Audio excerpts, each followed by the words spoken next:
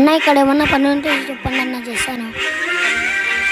బాబు, ఏం పని చెప్పినా చేస్తావు కదా?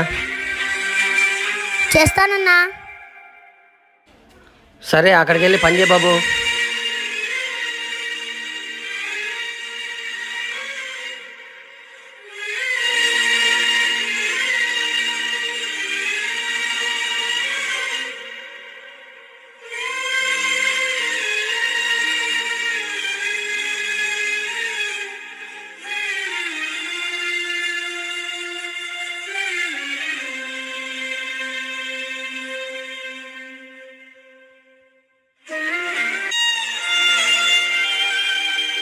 నా పని అయిపోయిందన్న, డబ్బులు ఇస్తే వెళ్తాను.